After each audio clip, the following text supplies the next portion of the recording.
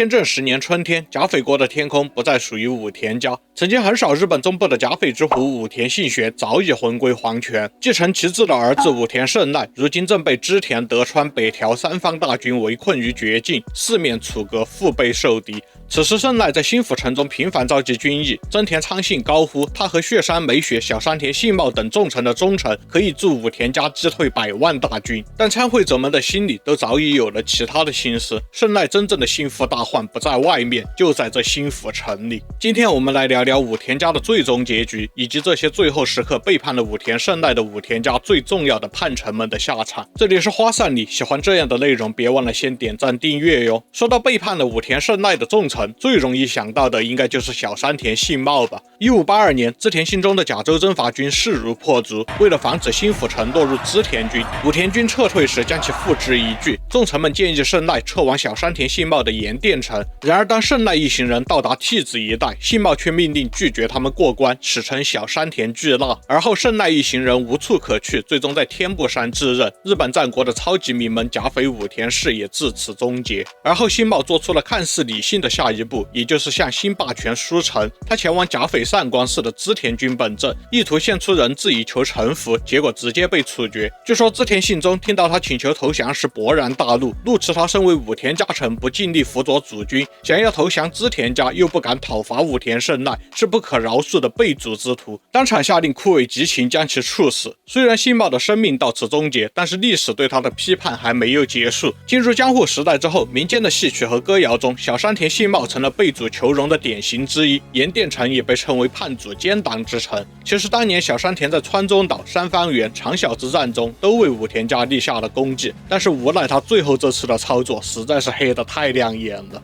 另一个在背叛武田胜赖这件事上特别有名的武田家重臣是血山美雪，他是武田24将之一，也和信玄有密切的亲戚关系。他的母亲是武田信虎之女，他的正室则是信玄之女。血山美雪背叛信赖的时间节点比小山田信茂更早，他在听说了织田信忠将要甲州征伐之后，就知道武田家这次是真的玩完了，于是转而投靠德川家康，并且开战之后亲自率队带领德川军深入，做了一回字面意义上的带路党。关于血山美雪背叛胜赖的导火索有2个比较大众的说法，其一是胜赖悔婚，说本来武田胜赖和血山美雪约定要让胜赖的次女嫁给美雪的儿子，但是后来胜赖反悔了，转而希望把女儿嫁给织田信忠的儿子。信忠爽快地答应了这项联姻，而胜赖甚至懒得向美雪解释自己的变卦，这让美雪对他彻底失去了信任。另一种说法是血山美雪和武田家的亲戚关系太近了，因此在判断武田军这次必然灭亡之后，他认为如果胜赖和他的儿子信胜都战死的话，如果自己这一支能够存活下来，将来武田家虽然不可能继续争霸天下了，但是至少还可以从他这里产生新的家督，而不至于家民消亡，也算是回报武田家的恩情了。总之在织田军即将展开甲州征伐时，血山美雪与德川家康达成了秘密协议，德川家将承认血山胜千代是武田家的正统继承人。甲州征伐之后，血山美雪随德川家康前往界地观光，本来是计划和家康一起上洛朝见信长，然后发生了本能寺之变，于是家康开始伊贺越，血山美雪也要翻山回到东海，但是可能2人并非一起行动，而是前后呼应，最终美雪在山城国宇治田园遭到落伍者手，当场被杀。关于这件事的具体情况，现在仍然难以确定，主要的说法包括被落伍者手，或者败于地方武士然后自裁，或者被误认为是家康而被明智光秀的支持者杀死，或者是家康乘着这个机会做掉了他。支持血山美雪被落伍者手的记录还是相当丢人的。大概的意思是，他们一行人和村民之间因为招待的价格起了冲突，血山美雪想要明抢，还杀了一名当地的向导，结果一行12人全部被村民处决了。血山美雪死后，他的独子血山胜千代继承了武田家名和部分安堵，但是胜千代却也在15、16岁便因病夭折了，武田家再次面临消亡危机。家康随后安排五子万千代改名为武田信吉，继承血山武田家，并授予关东诸城，名为从政武田氏，实为安抚旧武田军势力。结果武田信吉也无后，年仅20岁病逝，旧势力并入新的水户德川家，强行续了2次，但是武田家这个命还是没能续上，可能真的是天命已尽吧。在大本之阵前，日本对于雪山美雪的评价大体褒贬参半，认为他自早年便与胜赖有嫌隙，又为武田家长期镇守骏河，自然会对于如何自保和保护武田家有不同的理解。虽然背叛了胜赖被批判，但是对于他是否背叛了武田家，不同的人看法不同。不过江户时代以后的地方志和各种军纪物语都首先强调他是叛徒了。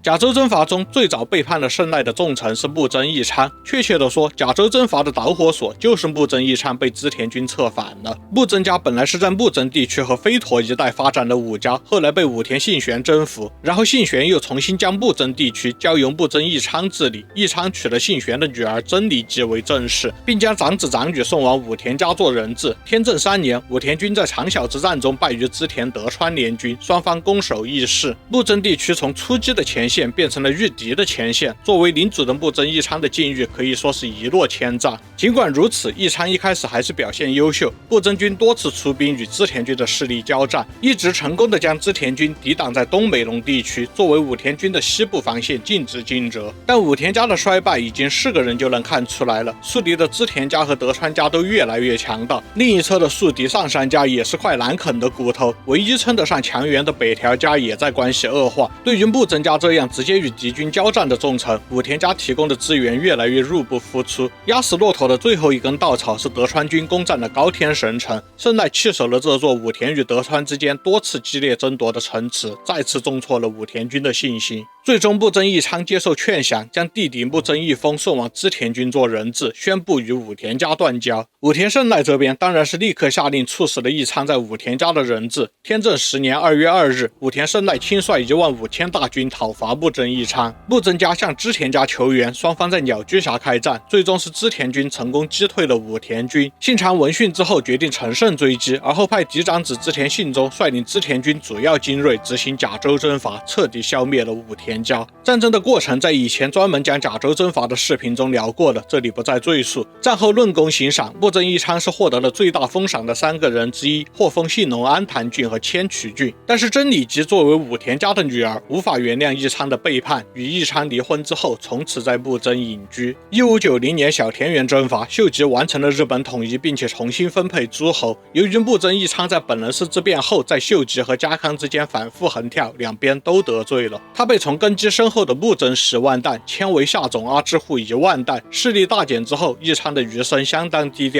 1595年病逝于阿支户城，终年55岁。义昌死后，木曾家陷入了内外纠纷与强权博弈，旧功不保，新宠难求。几年之后彻底失势，成为浪人，黯然退出了历史舞台。剩下的武田重臣中，背叛了胜赖并且带来了极大破坏力的，我会说是下条氏长。下条氏的背叛比木曾义昌稍微晚一些，但是也是在信长还没有发布甲州征伐11条命令之前就叛变了。本身下条氏的族长是下条信氏，是驻守伊那这个武田家和织田家交界地区的武田家重臣。信氏的正妻是武田信玄的妹妹。下条信氏在与织田军的多次冲突中都表现出色，但是在木曾义昌投降了织田军，并且击败了武田军的镇压部队之后，织田军继续北上进攻。下条信氏计划在龙泽城严阵以待。当时的局势看来，如果在这里阻止了织田军的话，双方更可能会重新回到对峙的状态。那么这次冲突多半就以木曾家改换门庭为结果了。然而下条信氏的弟弟下条氏长认为织田军已经不可阻挡，在城内发动政变，向织田军开城，并将下条信氏逐出了本城。防线的核心城池突然被突破，导致武田军的防线瞬间崩溃。这一事件导致了武田军需要极大的力量才能重整防线。抓住这一时期，织田信长决定彻底消灭武田家。之后就是甲州征伐11条命令，信长要求各地重臣以少数精锐迅速赶到武田前线。战后下条氏长凭借此功绩获得了不少封赏，也继承了下条氏的所有领地。但是下条氏长的权力依靠的是人们对于织田信长的畏惧。本能寺之变后，下条氏的家臣们很快表达对于下条氏长的不满，指责他的背叛不仅赶走了老家主，还葬送了武田家。多个地方势力发动叛乱，拥立下条赖安。其实下条信氏被放逐之后，便辗转到了德川家寻求庇护。加上家康在本能寺之变后，本身就把接收旧武田领地作为第一目标，这次德川家康便果断地支持下条赖安。下条氏长很快战败，他和嫡子都被谋杀。下条家转而成为德川家的家臣，又在之后的内乱中彻底没落。1582年的春天像一把隐形的刀，割裂的不仅是版图，还有人心。木曾义昌换来了短暂的封赏，却被流放到了边缘。小山田信茂关上了关口的大门，也关上了自己的生路。雪山美雪想要胜天半子，但是结局潦草的就像是被上天开了个玩笑。下条市场以开城求安，靠山一岛最先被清算。表面上看这是背叛者不得好下场，但是不背叛的难道就能轻易绕过天目山？